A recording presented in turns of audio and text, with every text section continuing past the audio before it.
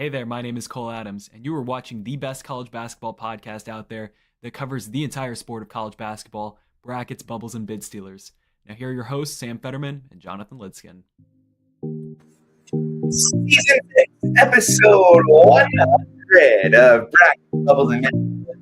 I am Sam Federman. That is Jonathan Lidskin. Jonathan, how are you doing?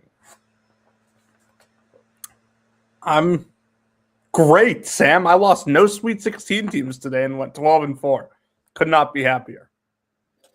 Well, I could have been 16-0, so I could have been happier. But after all, my first thought on today's games, after all the complaining that we had last year about no close games, no upsets, all out the window. Even the games that we had that weren't upsets were close. We had close upsets. We had so much exciting basketball, Jonathan, today. To me, this was the best first day of the NCAA tournament in years. I think I'd agree with you on that one. At least 2023. Yeah, the last window of the night was tough, but that was something we expected coming in. And honestly, I'm fine with that. That was also definitively the worst window of the 8 in this year's first round. So not mad about that. Plus, we had maybe the single funniest NCAA tournament results that I've ever seen occur in the last window tonight. So we'll obviously dive into that. All right, Jonathan, where is the place to start? Because I think the place to start is Greenville. Unfortunately, so do I. No, I think fortunately for you, that's where we start. I think we start with VCU against North Carolina. The Rams 82, the Tar Heels 78, final in overtime. North Carolina blows a 19-point lead, the largest blown lead in first round NCAA tournament history. I think I saw somewhere. That would mean that Carolina, to my knowledge, has the record for biggest blown lead in 2 different NCAA tournament rounds. At least. At least. I can't imagine that's true, by the way. Was Dayton not down more to Nevada a couple years ago? Like 17, I think. Oh, North Carolina was up more than 17. Hold on, let me see this. Chat GPT it? No, I'm looking. I think it was Borzello that I saw it from. Because that can't be right. I'm just trying to think of the biggest blown leads in the first round. I'm scrolling through. Okay, no. ECU's 11-point comeback in the final 5 minutes. Okay, no, it is the largest blown lead / comeback in the first round of men's NCAA tournament history. Awesome. So North Carolina's got that record in 2 different rounds. All right, Jonathan, what stood out to you in this game? Because I know where I'm going to start. I'm going to start with that last possession of regulation for North Carolina. Because what stood out to me the most in this game was VCU's turning it up on the on-ball defensive side. And oh my God, do I think Brandon Jennings might be the most underrated player in college basketball, Jonathan. So you're talking about Brandon Jennings' denial of the ball, which eventually led to the Henry Vasar turnover, not the throwaway and Seth Trimble shot, which I have no idea how he shot it that far. Because I just think this is emblematic of how VCU made this comeback. All that this team did all game long was they struggled really bad on Vasar. So they amp up the pressure on the perimeter guys. And they heat up the ball. And they have Terrence Hill, Brandon Jennings, all these guys on the ball defensively. And it just makes life so much more difficult in the second half. Made it harder for them to get it to Vasar. And when they did get it to Vasar, they pressured him in different ways too. So I want to give a lot of credit to the VCU coaching staff. But Phil Martelli Jr. has said all year about how resilient his team is, how resilient this group is. He mentioned a couple times how they came back against Utah State in the first week of the season. down by 19 and made it a 1-point game. He's mentioned a million times this year how resilient this group is, and that just showed tonight. And North Carolina was punking them in all aspects of the game. And then Terrence Hill went off, and Brandon Jennings did his thing on defense. And I think VCU was the best team in this game in the last 20 minutes by a significant margin. In the last 7-ish minutes of the game, like VCU's two guards, Hill and Nick Lewis, they played like men. And UNC's guards, Dixon and Trimble, shrunk. I've been very positive about Derek Dixon all year. He did not close this game well for Carolina after a terrific start. And VCU really took North Carolina out of everything that they wanted to do. Like, pick and pops weren't open. They couldn't hit Vasar on the short roll. Like, just nothing was going for them. And the Tar Heels had no answer to the energy that VCU was bringing. So credit to them. Shout out Michael Bell. The numbers won't say he was great offensively, but I thought he was everywhere tonight. On the glass, defensively, setting screens. I thought he was good. Yeah. The largest lead in this game for VCU was 4. It was 4. That's how much they won by. Their largest lead was 82-78. That shot by Terrence Hill, man, at that spot. So impressive. North Carolina couldn't generate an easy look for the life of them down the stretch in this game. And that's a huge credit to, as you mentioned, Bell, Jennings, Lewis, Evans, Hill, everybody that came out and played defensively for VCU. Lewis is going to be a tremendous college player. I hope Lewis stays at VCU next year because that's an A10 Player of the Year candidate. And they have Sammy Jackson. I hope Hill stays as well. Like, that's another A10 Player of the Year candidate. He's only a sophomore. Yeah, and they have Sammy Jackson coming in. Tim Jennings is only a sophomore. Like, VCU has money. They have Ahmad Noel, who we both liked a lot, but has not been particularly great for them this year at all. He's not really played much. You said it earlier on Twitter. This is no Cinderella story. They were a 2.5-point dog tonight. They're constantly in the NCAA tournament, constantly among the top teams in the A10. This is a good program that got a big-time win tonight. Yeah, I think people are just a little taken aback because they beat North Carolina. Yeah. But VCU has been so good to them. Yeah, I'm very impressed. We got to talk about the North Carolina side of things, Jonathan. I'll propose this first before we get into the schematics and whatnot. What are the chances we get a Hubert Davis has been fired notification in the next couple days? 20%. Please keep him. I think it's highly unlikely that he gets fired. What other chances does this guy need? Like, I understand his best player got hurt, and this is a first round exit. Huh? This is a first round exit. It doesn't matter if the best player got hurt. They hired a GM. They paid a lot of money for this roster.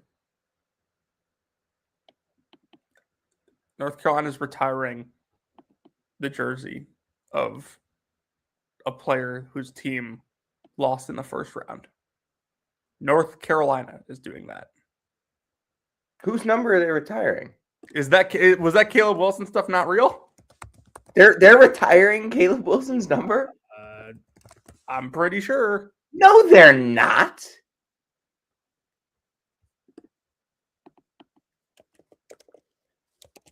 I may have gotten tricked.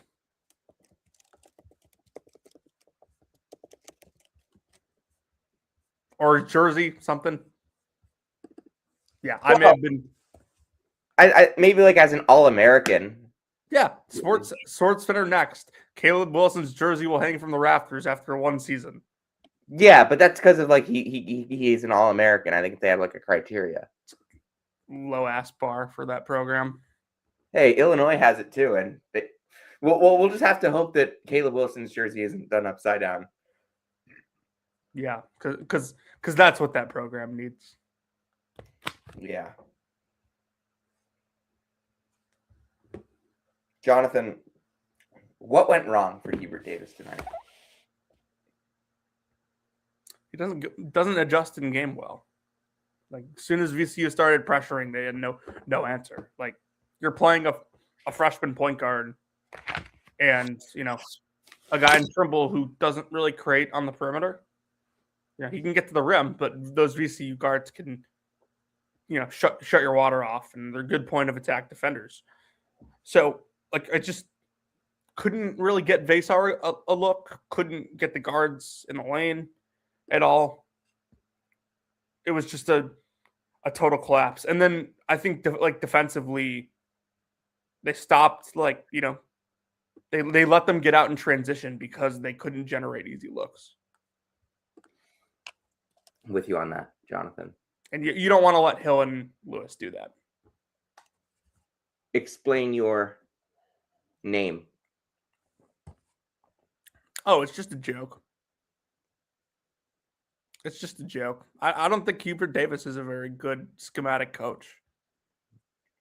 So it's just me trolling after they lost and blew the biggest biggest lead in first round history, apparently. Speaking of blown first round leads in Greenville, I'll change it back now. Speaking of blown first round leads in Greenville, Jonathan, what the hell was wrong with Duke today? Duke 71, Siena 65. As far as I'm concerned, they told me John Shire couldn't close games. Duke was down to really 7 guys. Siena's down to 5. We'll get into that. But why do you think Duke came out of the gates slow? Didn't really have a great game plan. Like, Dame Sarr's been guarding the best perimeter player for whoever they play against, and that wasn't the case today. I don't think that, I know the numbers say differently, but they refused to guard guys who had the potential to hit threes. Like, Siena's not a good 3-point shooting team, but Duke played it as if they could leave the guys wide open. Like, they weren't recovering well, weren't getting around screens, and Siena, to their credit, was hitting shots. Full-Effect hit 2 threes today, right? Yep, 4 all season. You hit 4 all year. So, I thought, that combined with the effort level, was the reason for Duke digging a big hole in this game that they had to get out of in the second half. And, I guess to their credit, they did. We said all week that Siena shouldn't have been a 16 seed, and they certainly didn't play like a 16 seed today. Yeah, Jonathan, how did Caden Boozer change this game? Well, they were running some pretty good stuff for him in the second half, I think, having him come off screens. But, it was just his aggressiveness. He figured out that, hey, I can get into the lane against these guys, pretty consistently. And his rim finishing, I think, is still a question mark. He's young. He's not, as strong and as skilled as he will be in a couple years, I think. But he did a really good job picking his spots today and getting downhill. And for him, pretty good around the basket. Without Caden Boozer today, I don't even know if Duke's in that game late. Cam Boozer was the KenPom MVP, but Caden Boozer was the best player on the floor today. Jonathan, do you have any questions for me about this game? Was there ever a point where you thought Siena was going to win? When they went up 13 to start the second half, I was looking at flights to Greenville. I didn't think that there was a single point from halftime on. I didn't think there was a single point Duke was going to win until the final minutes. They went up 13, and I thought they were going to win. When they missed the 2 dunks, I knew they were going to lose. Totally fair. Yeah, I think the effort level was bad. Well, here's the thing.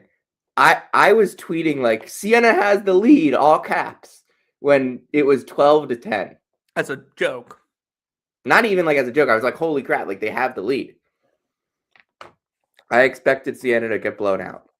Yeah, but it's funny because, like, now whenever, there's one of these huge seeding matchups like we got today, and Siena leads 12-10, the natural reaction is you're gonna see someone tweet like "stop the count" or something like that, and then it starts to become real. Like this was a very real basketball game with game pressure today, and I think it's good that Caden Boozer got to play that because like he is this team's point guard now. If they want to make a deep run, he has to play well. I think if you want to take one other positive out of this, like Duke can't possibly overlook anyone again. Yeah. I texted our good friend Harrison after the Duke game. A wise man. I told him you got two options. I'm like, you can keep playing this way and lose to TCU on Saturday, or this can be your Virginia Gardner-Webb game. Yep. When Siena had the kill shot in the first half, I was like, y'all, like, what is going on? Mm-hmm. We are for real here. The MAC is up by 10. I love Ian Eagle. When your team is playing like that and on the wrong, like the bad, like it is on the verge of getting upset, he is incredibly frustrating to listen to. Yeah. And then I started to get the questions on Twitter from the people who have not watched Siena basketball all year. It's why hasn't GMAC subbed? I got questions from friends about them. What, did you just refer them right to me? No, because I knew the answer because I talked to you. Okay, so let me explain.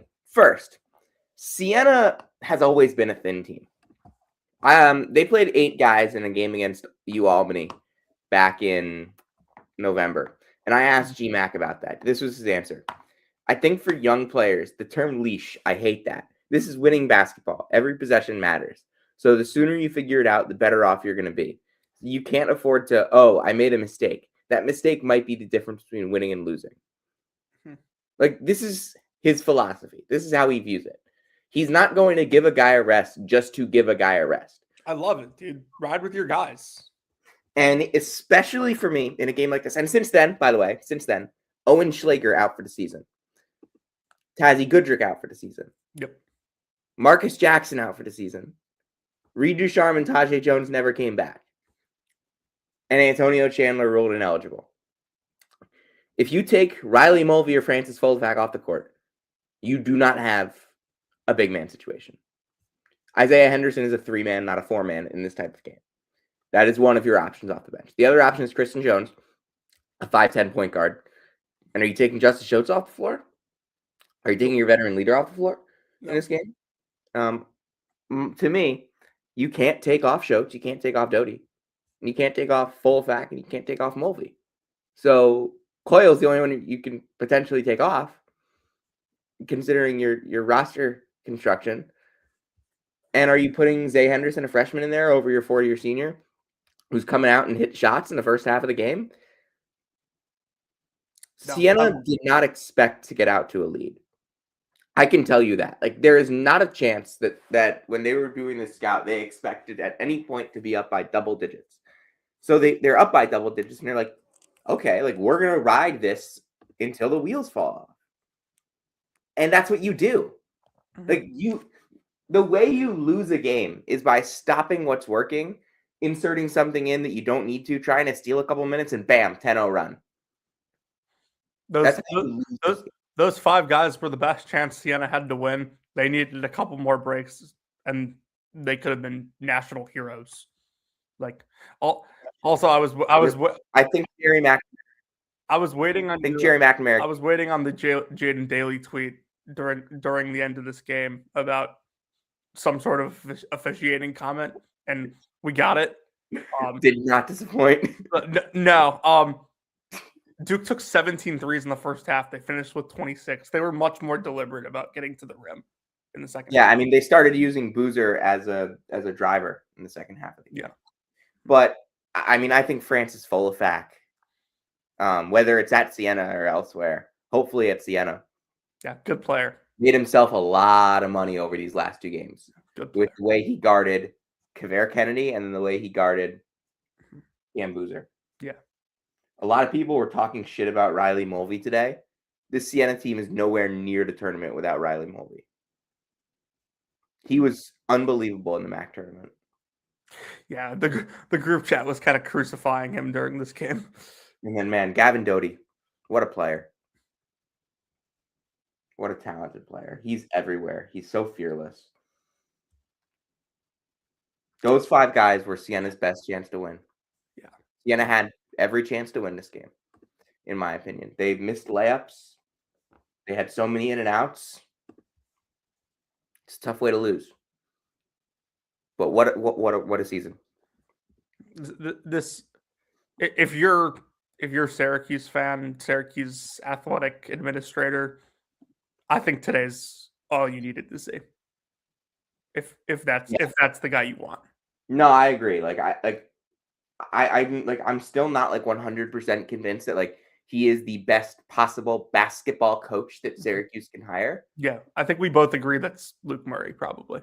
But I don't think that Syracuse has a better option in terms of who can bring the program together.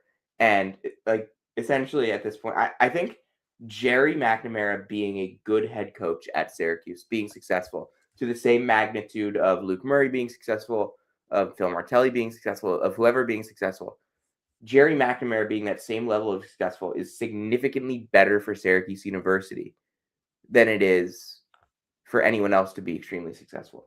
You ready? Right now, the alumni and the athletic department kind of don't like each other. You ready? Yeah. Jerry McNamara with a MAC roster today got closer to beating Duke than Syracuse has in the last 4 years. That's not wrong. To be fair, Jerry McNamara was part of some of those Syracuse teams. This is true. Oh God, I got people picking Tennessee tomorrow in my survivor pool. I wouldn't touch that one with a 10-foot pole. I'm out in my survivor pool today, and this is actually a good segue. Thank you, Greg Gard. What the hell was that? I couldn't watch this game because I was watching Siena. What happened? High Point played really well. They played really well. And you know what? Yeah, I heard it was a game of... Well, I was just looking at the stats here. High Point is not a good... what High Point does well is they force a ton of turnovers. And they never turn it over. Mm-hmm. That was not the story of this game. High Point made this a fast game. I thought Wisconsin was taking some ill-advised shots, had some ill-advised possessions. High Point winning the turnover battle certainly shocked me. High Point winning the rebound battle didn't totally shock me. They made more shots than I thought they were going to. And to be fair, this goes differently if Chase Johnston, down 8 points with a couple minutes left, doesn't hit a freaking logo 3. Completely off balance. Just all right. He played 22 minutes tonight. He played 22% of the minutes all year coming in. Good for him. Nick Boyd played 36 minutes, had 27 points, 6 assists, 5 rebounds. Honestly, and he was the KenPom MVP. I honestly, don't think he was that good. I thought Boyd was great. I thought Blackwell was great. I just thought that Wisconsin didn't get enough from their bigs shooting the ball. No, they didn't. Their bigs did not. Bigs hit 2 threes today, both from Rapp. So yeah, and I think that they need more out of them. Tough way to go out. They collapsed down the stretch. Oh, and Keno was kicking their ass in the first half. I want to give a huge shout out to Rob Martin for High Point. Kind of took over this game when they went down kind of a decent amount in the middle of that second half. He took over that game, stabilized it for them. Yeah.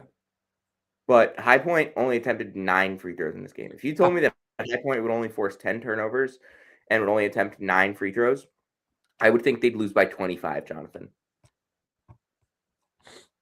How dare you try to leave Chase Johnston off the one shining moment team? I knew this was coming. How dare you? I think it's just my disaffinity for High Point University. Dude, today was Duke's largest comeback win in NCAA tournament history. I just say I love Flynn Clayman. Like, oh, he's great.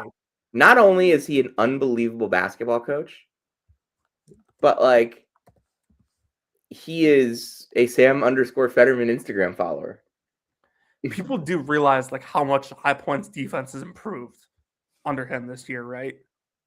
I kind of have a working theory. They still aren't good at it, but like I kind of have a working theory here. It's kind of Mark Adams' theory. You're gonna say Flynn's better than like there's a chance he was the real genius behind that whole operation. High Point was not a good program until Flynn Clayman got there. And obviously Alan Huss, but until Flynn Clayman got there. And they'd always been a money program. Obviously, NIL helps them do that. Yeah, they but they'd never been good until Flynn Clayman. They did not stumble upon a ton of money when NIL became a thing. Like that school is a wealthy school. But hiring Alan Huss and then Alan Huss hiring Flynn Clayman is the best thing to ever happen to High Point men's basketball. For sure. Definitely has some Mark Adams theory going with that. Yeah. Do we have a guest here? We do. Joey Dwyer, welcome aboard. It's a great time to be on. I saw High Point a few weeks ago at the Big South title game. Just wealth flowing out of the room there. Anytime you talk to somebody, it's like, man, this guy could pay my tuition. And also, I don't think, it's great VCU and High Point won. Today is a testament to you got to have a whole lot of money if you're gonna be really good. Yeah. Easily upset guys. This was a day of what Cinderella looks like now. Cinderella does not look like St. Peter's anymore. Yeah, Cinderella's got $7 million in NIL and a bunch of Power 5 guys. Someone tweeted earlier, Cinderella's a more expensive date than she used to be. But here's the thing. What is Cinderella? She's a princess. Yeah. I would think princesses generally have a lot of money, right? Yeah. I'd say that's a fair assessment. Yeah. Seriously though, like High Point has invested enough to where they not where they should expect to win a game like that, but they should expect to be competitive when they make the tournament. And be in games like that. Yeah, 100%. Well, in VCU has more money than, they wouldn't be the worst team NIL-wise in any Power 5 league, and in some of them they wouldn't be close. Like, yeah, that's no unbelievable upside, even though it was North Carolina. Yeah. I'm assuming Joey is here to talk some Vandy. Sam? Yeah, Sam, what do you want to talk about? Yeah, I want to talk about Vandy. I want to talk about what you saw in Oklahoma City. Yeah, Oklahoma City. Yeah. How is the OKC? Sam, guess the temperature tomorrow. Hot or cold? Hot. 82. 94. Oh. We're out on that. We're very out on that, Joey. Vandy's got practice at 12:35. I'm going to be at the pool until, I think, 12. Thankfully, basketball is an indoor sport. Oh, thank goodness, yeah. This would not be cricket or baseball. Gosh, I would be dying. But great day for Vandy. First time since 2012 they won an NCAA tournament game. The lead on my story was Tyler Tanner he was 6 years old.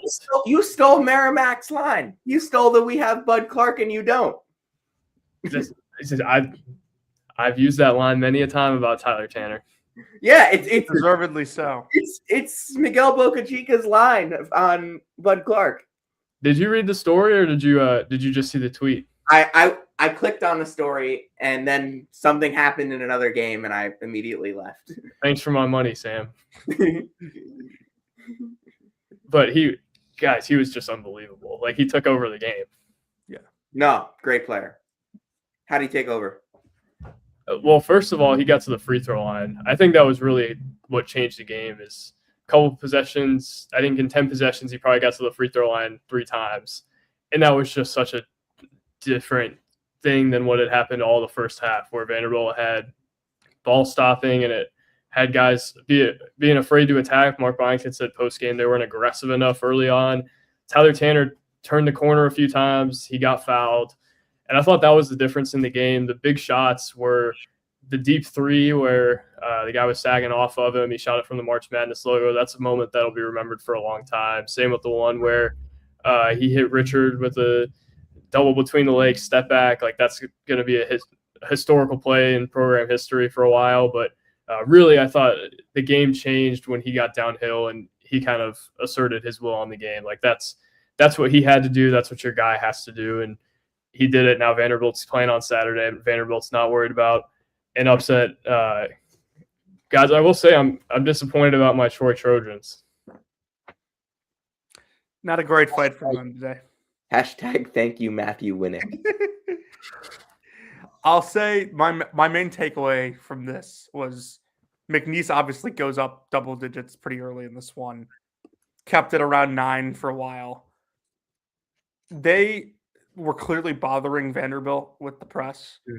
And Vandy did, and I thought this was a lot of Tanner, but Devin McLaughlin I thought was really key in this too.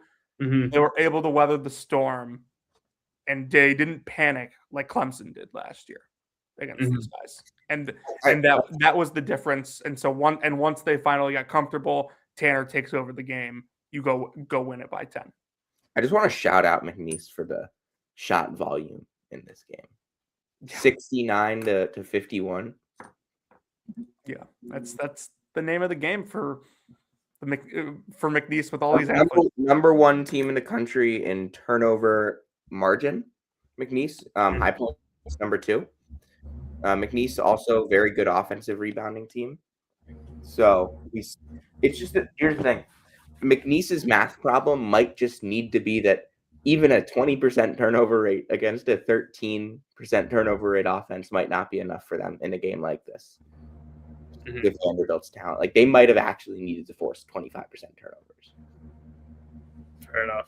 Yeah. It was interesting seeing McNeese make a few open threes early on and just watching Mark Byington like freak out, be like, "What in the world? I can't believe they're making open shots." Did it kind of feel to him like last year at that point? Obviously, different game, but like, is he kind of feeling like there's nothing I can do at this point? Because yeah, well, I think the thing is he knows he has a better team, and I assume the freak out was less because that everybody in the gym knew they weren't going to keep making shots like that. But it was just jarring to be I felt stupid for a second. I was like, McNeese can't shoot all week, and then McNeese comes out and bangs 4 threes to start the game, and it's like, holy crap, Twitter's going to come for me. But eventually they started missing some shots, which did some favors to my image. If Twitter doesn't come for you on this week, you're doing something wrong. Yeah, I already got my bad take out of the way. I said Troy would have been a worse matchup for Vandy than McNeese before the game, and then I don't didn't happen. That's necessarily wrong. I don't think so. I think Troy just played very poorly, and Nebraska was. I just think Troy got it was a horrible matchup for them. Horrible. Right. See, this is like my support group now. I think you know ball. Well, coming from the guy who I think knows ball more than just about anybody, that's pretty good. Oh no, I definitely don't know the most ball. Who knows the most ball? Josh Schertz. He doesn't count. Great segue, by the way, into what Jonathan called earlier the funniest NCAA tournament game he's ever watched. So this is now back-to-back years. This is in part fueled by my disliking of Mike White. No. It's in part fueled by your dislike of Tony Patelis. I love Tony Patelis. He hates me. I don't put out a hate rankings. He does. Back-to-back years where Georgia has come out and absolutely capital QUIT quit. Just there's what Georgia came into this game 80th in defense. They're now 90th. Oh my gosh. This was game 33. I'm not saying that it's easy to prepare for this SLU team. It's certainly not. But like, but if you're an Georgia doing in their film sessions this week, if you're an SEC team and Jaden Schertz comes in and plays against you, pack your shit. St. Louis moved from 40 to 32. 40 to 32, right? In Ken Palm from this. Mm-hmm. I mean, and the funny thing is, you watch the beginning of the second half. The funny thing is, St. Louis didn't even shoot it all that well. Did you watch the beginning of the second half? Jonathan, did you watch the beginning of the second half? Yeah. They went on a 23-0 run. I think that might have been the funniest 5-minute stretch of basketball that I've ever watched. It was I think Georgia turned it over 5 times in a row. Not sure they attempted or contested a single shot during that run. It was really bad. Just getting cardio. The effort on the Georgia end was bad. Jeremiah Wilkinson seemed like he's the only one that decided there was still basketball going on after the 10-minute mark of the first half. Santo Cyro was a negative 29 in 12 minutes. That's completely. We kind of said that he might not be playable in this game. He was not close to. What's his use if you can drag him out of the lane? Did he touch the ball? He doesn't ever touch the ball unless he's blocking a shot. Good point. But usually you can count on him for a couple dunks every game. Doesn't he lead the country in dunks? If Cannon Catchings was trying to help St. Louis win, I don't know what he would have done differently tonight. I've said that about Cannon Catchings a lot over the last few years. There is a reason he did not play for BYU at the end of last season. This was so funny. So funny. Did anybody go in the Georgia locker room after the game? Oh, I hope so. I'm not sure the Georgia beat knows they have a basketball team. Well, fair enough. But I would kill for some locker room video today.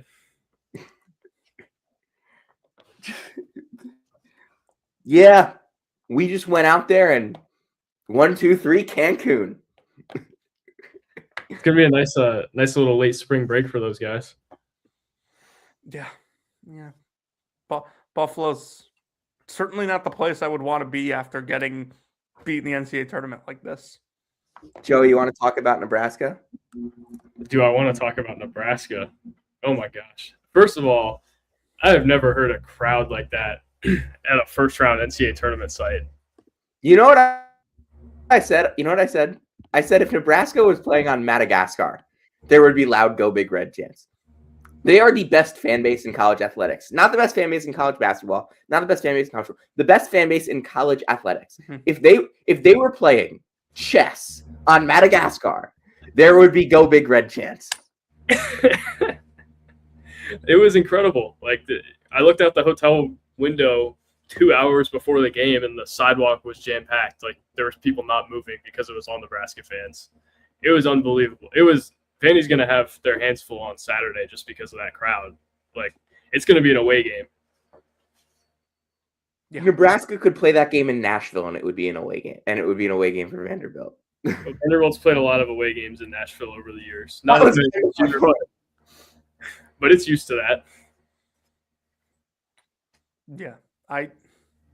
We kind of said that Troy was, they didn't really have the personnel here to match up with Nebraska, but I didn't exactly think it was great that, you were helping off Price Sanford to start the game, and he basically hits 5 threes. I think it took 5 minutes for Troy to attempt a 2-pointer. Them and Idaho had. You've got to have athletes to get in the lane against this Nebraska team, and Troy doesn't. It's just every time they drove baseline, 2 guys just were sent immediately. And that's Nebraska's defense. and they had no answers. They hit a couple threes early, and then I don't think they made another one for a while. Yeah, they had me feeling good for a few minutes there, and then just watching Price Sanford's face throughout that game was made a couple threes, but they were playing like crap making those threes. Yeah, they right. were playing like crap. They were generating nothing offensively. Right, dude. Mass was also killing them on the boards in the first half. Correct. Watching Price Sanford's face during that game was just unbelievable. Like I don't know that his face moved the entire game. He was locked in, and that was just an incredible shooting performance in the first half. I think he almost set the program record for threes in a game. If it was a closer game, he could have done it. All-time vibes game for that program. Good for them to get one. Mm-hmm. Can't use those jokes anymore. It's a real shame. Yeah. I respect Nebraska ball too much to have used those jokes in the past anyway, Jonathan. I lost a little bit of ammo on Tony Patelis today. Thankfully, I still have plenty stored. What did you do to piss him off? Oh, where do I even begin? No, we just go at each other all the time, and that's really it. Of course, I'm sitting down this morning watching the games, and I look at my phone, and I just have a message from Patelis that just says in all capital letters, "Nebraska can't miss," and that just about set me off. So, is Tony Patelis the fakest Nebraska fan ever because he didn't travel to this game and instead watched it hold up outside of a cheesecake factory with binoculars? He's not a fake fan. They need representation in those places. Nebraska should extend Tim Miles. I'm telling you, Sam, they need representation in Cheesecake Factory. Nebraska should extend Tim Miles. Unbelievable. All right. What else, Sam? Where do you want next? What else is there? Gonzaga? I barely watched this game. So I'll tell you a couple quick observations I had from games today. It was an absolute miracle that Penn was within 10 points of Illinois at half. Like, this was a total mismatch, and Illinois had to shoot really horrific for this to even be relatively close. Yeah, that was ugly in the second half. It was a layup line.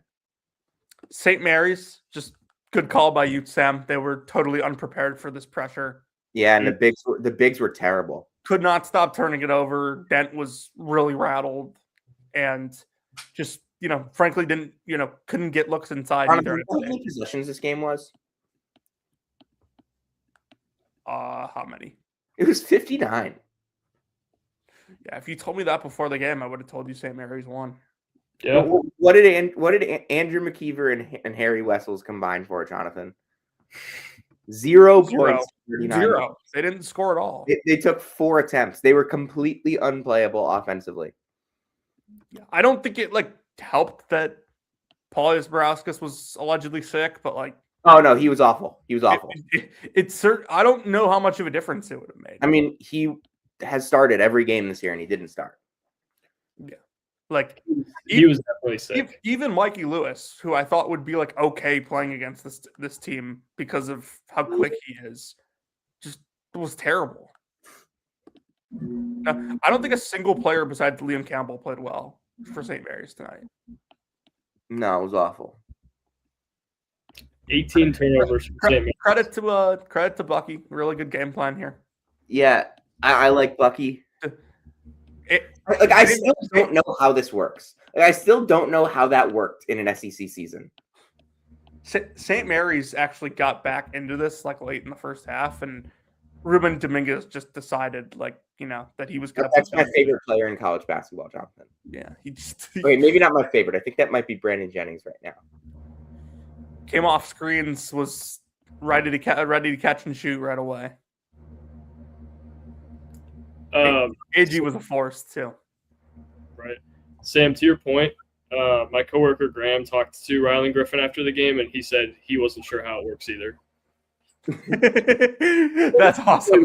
At least he said at first he wasn't. I think he's more sure now, but he was like, "Yeah, I didn't know if that was going to work in the SEC."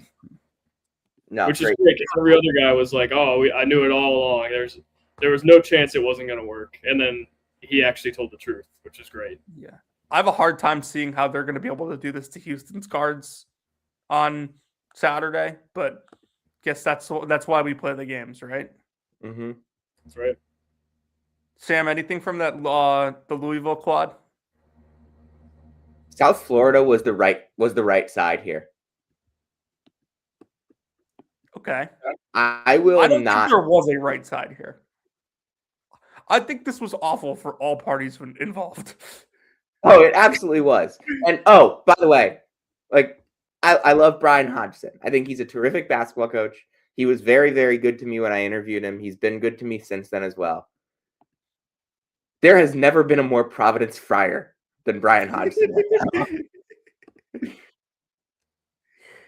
Like South Florida was down big and like came back. I didn't really ever think that they were going to win the game once Louisville had widened the gap.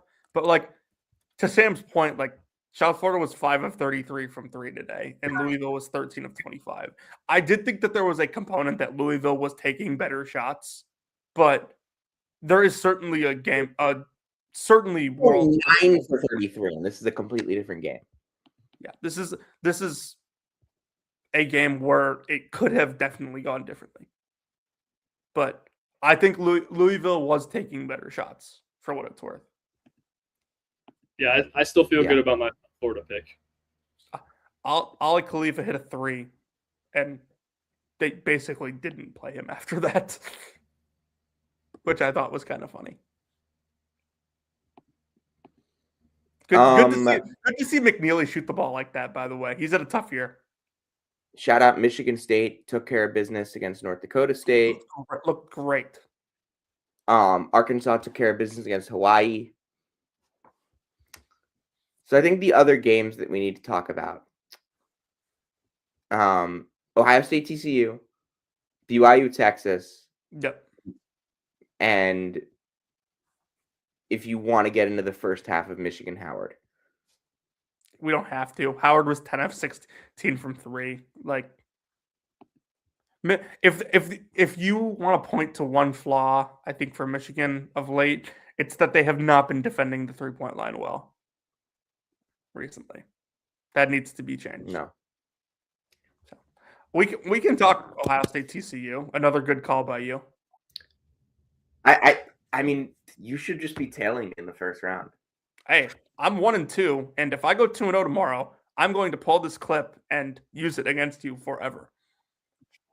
I've already accepted, by the way, that I've lost because I don't think Clemson's going to win tomorrow. Why the hell did I pick them? You need to think. What's the other one we disagree on, by the way? Kentucky, Santa Clara, which I'm actually pretty confident in. Go Broncos, baby. Joey, who did you pick in that one? Santa Clara. Joey, who did you pick in Clemson, Iowa? Iowa, of course. Ooh, I'm up against the. Okay, who did you pick in Iowa TCU? Ohio State TCU. I picked TCU just for the chaos. Who did you pick in? Sam, did you know Bruce Thornton had never made the tournament before this year? Who did you pick in St. Mary's, Texas A&M? I think I picked St. Mary's just because I thought St. Mary's was inevitable. St. Mary's is not inevitable, unfortunately. Okay, so you're 3-1 with Jonathan here. And then what was the last one? It was South Florida, Louisville. Who did you have, Joey? South Florida, process over result. Okay, so you had 4 of mine and 1 of Jonathan's. Which one was Jonathan's? I had St. Mary's. St. Mary's. Yeah, again, process over result. By the way, is historically the right side. I am historically the right side here. I went 3-0 last year and 3-0 2 years ago, 3-2 last year in the game. We don't have enough. We don't have a large enough sample size yet. We need to go back and figure out what we disagreed on in 2023.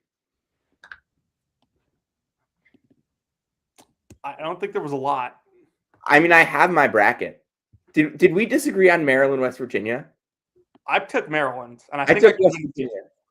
Oh, you did take West Virginia. And I still think I had the right side in that game. No, you didn't. West Virginia had everything go right for them in that first half and still lost.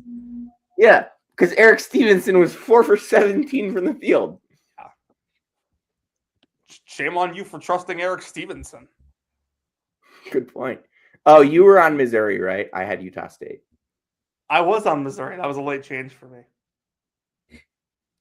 Did you have VCU or St. Mary's? VCU.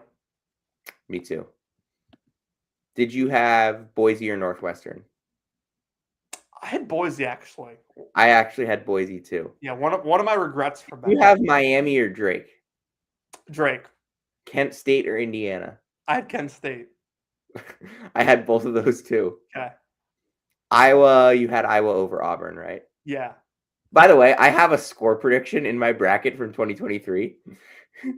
I said Houston was going to beat Northern Kentucky in the first round, 67-39. They ended up winning 63-52. Last year, I tweeted. I think I texted you like the date like right before the Houston game started. I said Houston's going to win this 77-40, and they won 78-40. Yeah. Sam, you were ahead of your time on picking 6-7 as one of the scores. A true visionary. So did I get you in 2023? I think you did. I'm leaving. Did you have Pitt or Iowa State? Oh, I had Pitt.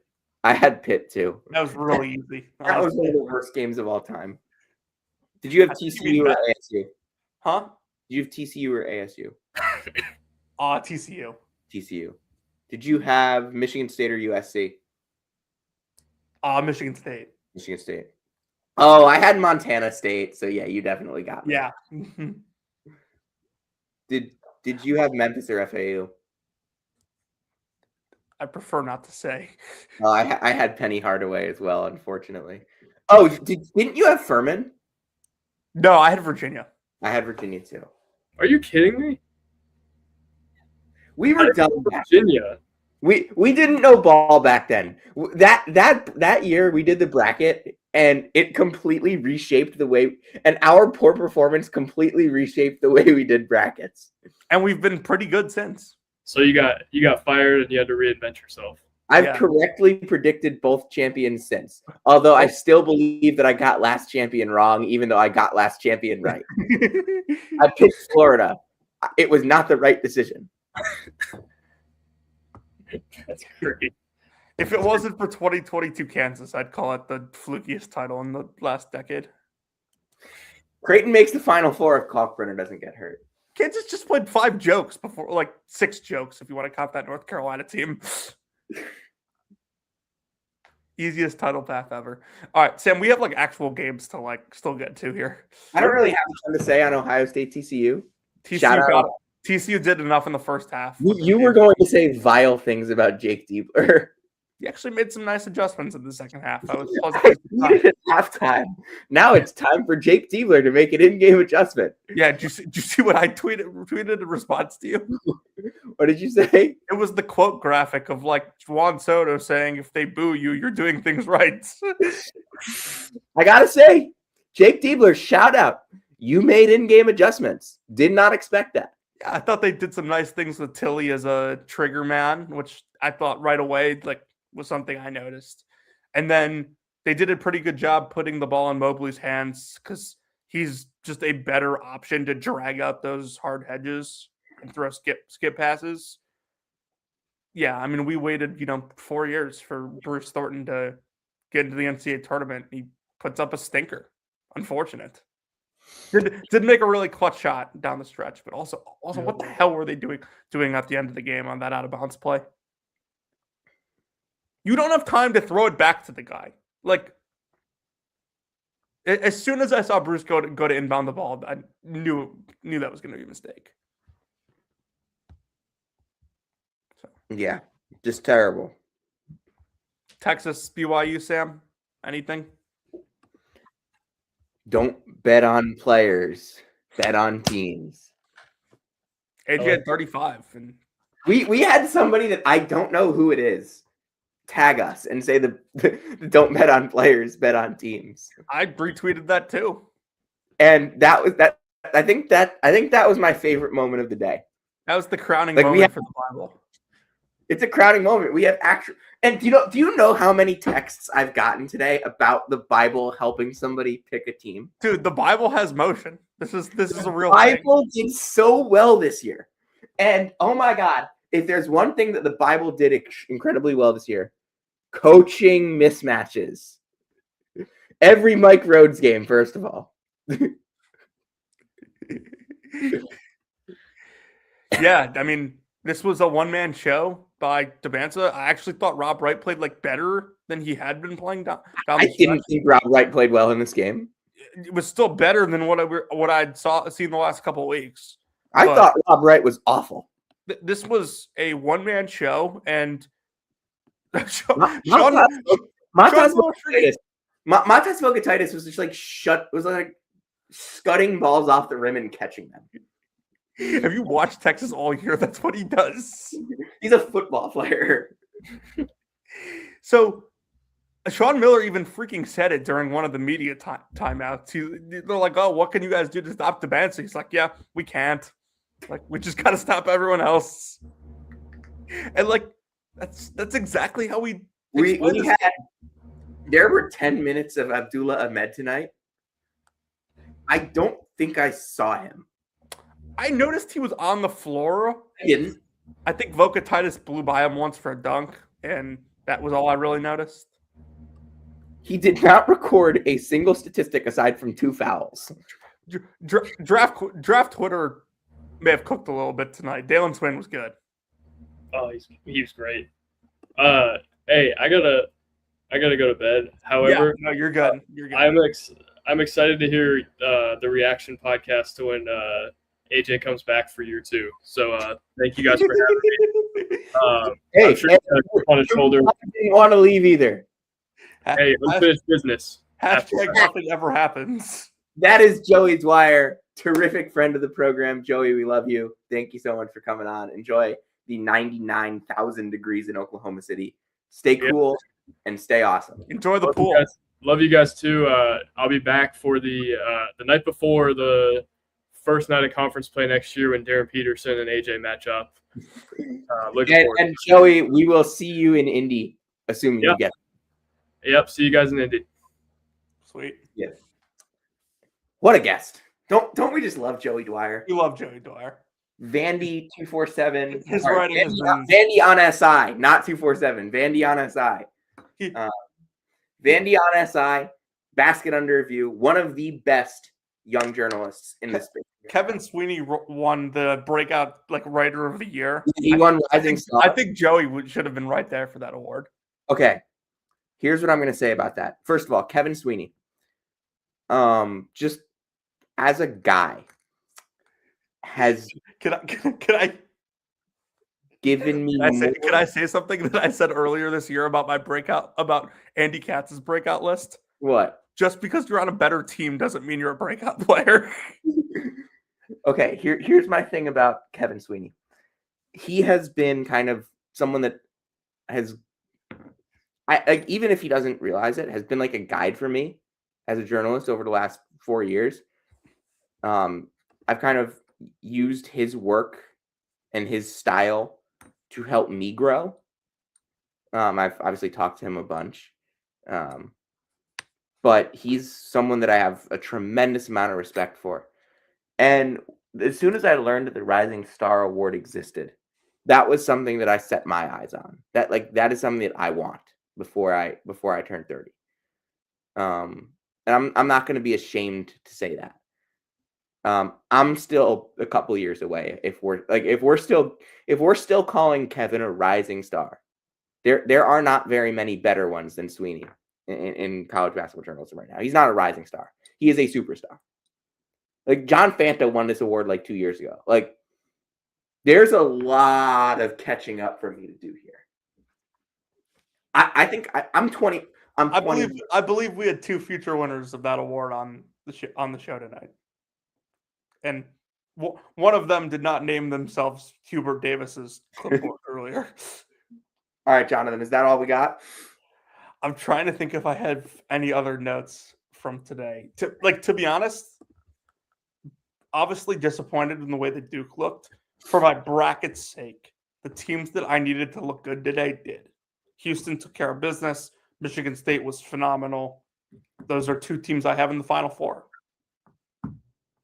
So Michigan was subject to some unbelievable shooting in the first half today, but still ended up winning handily. I cannot believe you just spent like 2 minutes talking about like your aspiration for the Rising Star Award. Mike White got beat by 35 tonight, man. No, it's just it's 1:55 a.m. I feel like I feel like if you're listening to this podcast, you're committed, and that's something that I've set my sights on for a couple of years now. And I've got Brendan Marks won that a couple of years. Like I have these are not just some of the best young journalists. These are some of the straight up best journalists in college basketball that I win. There are a lot of amazing, we are in a great space in terms of young talent in journalism. I mean, Isaac Trotter's young. All the Basket Under Review guys are for the most part pretty young. So many young, Joey, he's obviously mentioned.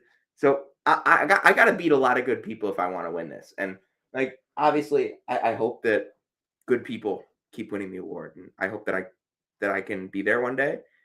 But I am very glad that we have a way to recognize some of the best young talent that is also just straight up some of the best talent in our sport. Yeah, I'm all good on my notes from tonight. If you're good, I gotta get to bed. Let's do it again tomorrow. It's 2 a.m. and Jonathan, I'm leaving for Philly in 7 hours. Can you post this? I would love to. Take us home. If you came to hear about Tyler Self and where he's working, you came to the right place. If you came to hear about Hubert Davis's whiteboard, you came to the right place. That might need to be a permanent installation.